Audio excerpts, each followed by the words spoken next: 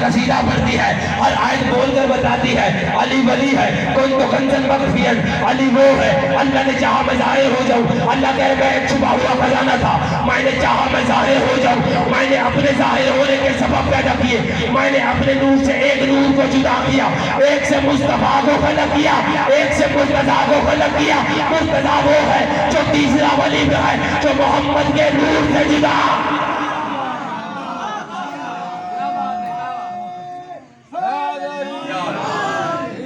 ہر آیت کھول کے دیکھو۔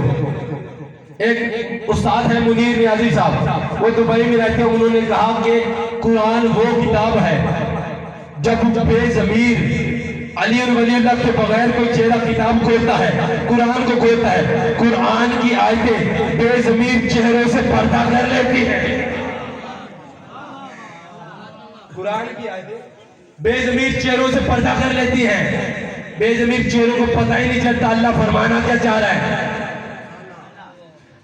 موضوع وہی ہے انما ولیکم اللہ ورسولہ، میں ولی ہوں، محمد ولی ہے، اور تیسرا وہ ولی ہے جس نے حالت رکوع میں زکوٰۃ ادا کی۔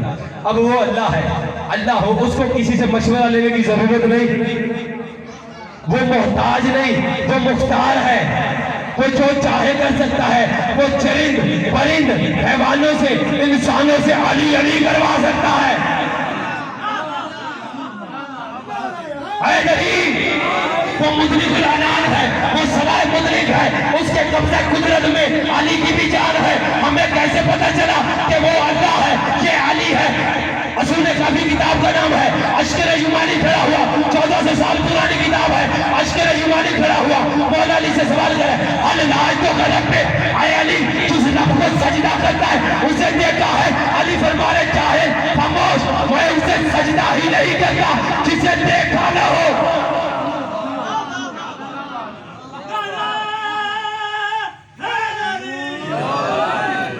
میں اس کو سجدہ ہی نہیں کرتا جس کو میں نے دیکھا نہ ہو۔ اللہ کا ایک نبی تھا، نام جس کا موسیٰ تھا، لقب جس کا کلیم اللہ تھا، دعوے دار تھا کہ اللہ سے گفتگو کرتا ہے۔ ایسے ہے کہ نہیں؟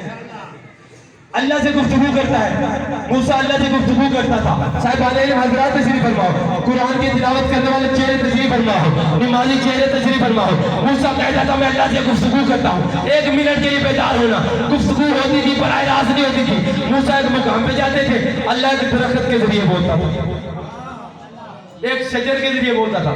اب اللہ درخت سے بولے تو کوئی اعتراض نہیں، اللہ بولتا تھا درخت سے۔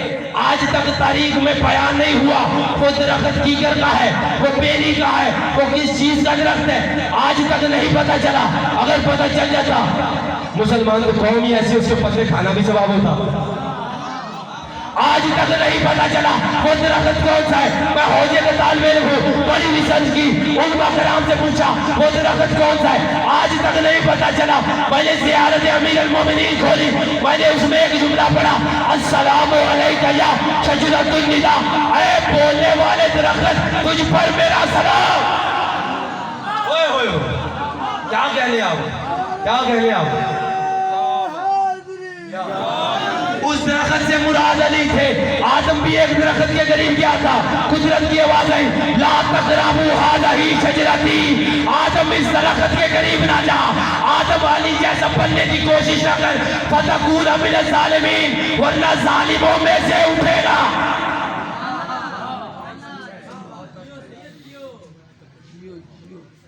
بس عزادارو، ولایت علی کی خاطر سادات کا بڑا گھر لٹ گیا،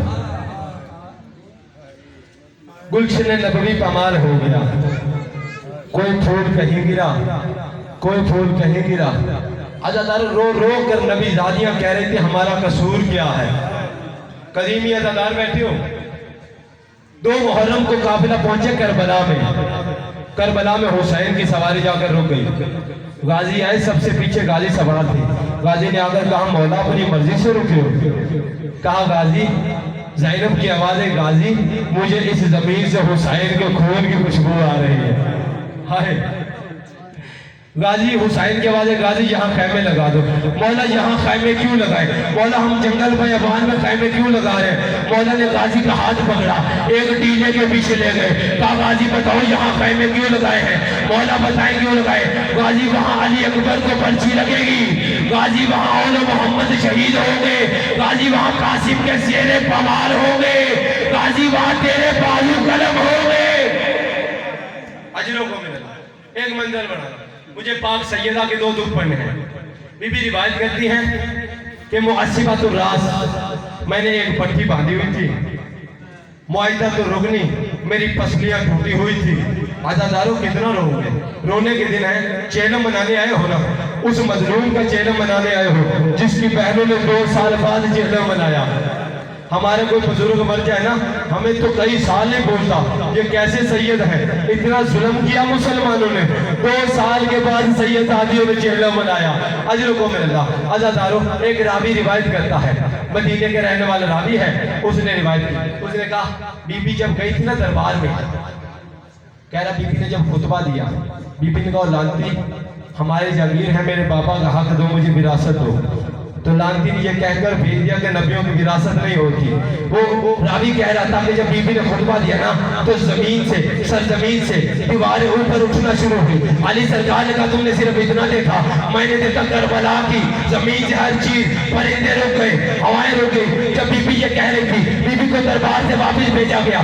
عزادار جب گھر آئی نا بی بی روتی روتی کش آ گئی. علی سرکار نے کہا زہرا روتی کیوں ہے؟ کہا علی جو بی بی سچی ہو اور جس کو دربار سے یہ کہہ کر واپس بھیج دیا ہو کہ تو جھوٹی ہے, تیری کوئی وراثت نہیں, علی اس پر کیا گزرے گی. اجر کو من اللہ. عزاداروں بس وہ وقت آ گیا, کچھ لانتی ہے بی بی کے دروازے پہ, انہوں نے دروازے پر آگ لگا دی. محسن نظمی نے لکھا کہ در اور دیوار کے درمیان بی بی پس گئی, جلتا ہوا تاغ بی بی کے اوپر گرا. عزاداروں اوپر سے فوج گر گئی, فوج جیسی ہی علی سرکار کو باہر لے کر گئی. میری اتنی جرت نہیں میں ایسا جملہ ممبر سے کہوں, فوج مولا علی سرکار کو لے کر جا رہی تھی. بی بی نے ایک مرتبہ کہا کہ علی کو چھوڑ دو ورنہ میں بد دعا کر دوں گی. علی کی آواز ہے سلمان بی بی سے کہ بد دعا نہ کرنا ورنہ آج کے بعد روئے زمین پر کوئی انسان پیدا نہیں ہو. اجروں کو ملا. بس وہ وقت آ گیا. بی بی نے کہا اسما اگر میری تسبیح کی آواز آتی رہے نا سمجھ لینا میں زندہ ہوں, اگر میری تسبیح کی آواز بند ہو جائے, بس میں یہاں پر ممبر چھوڑ رہا ہوں, میری تسبیح کی آواز بند ہو جائے سمجھ لینا میری روح پرواز کر گئی. ایک مرتبہ بی بی کی روح پرواز کر گئی. حسنین آئے, علی آئے, بی بی نے 40 وصیتیں لکھی تھی. عزاداروں کتنا روگی. بی بی نے لکھا تھا یا علی میرا جنازہ رات کے پہر میں اٹھانا. اجروں کو مل اللہ. اتنا مسلمانوں سے ڈری ہوئی تھی. یا علی میرا جنازہ رات کے پہر میں اٹھانا, یا علی میرے جنازے میں وہ شریک رہو, یا علی جس نے مجھے تماچے مارے ہو, یا علی میرا جنازہ خود چارپائی پہ نہ اٹھانا. علی روئے. علی نے کہا تھا یہ نصیحت کیوں لکھی, یا علی لوگوں کو یہ نہ پتہ چل جائے میں کتنی زخمی تھی. یا علی میری 40 قبریں بنانا. کوئی قبر کہیں بنائی, کوئی قبر کہیں بنائی.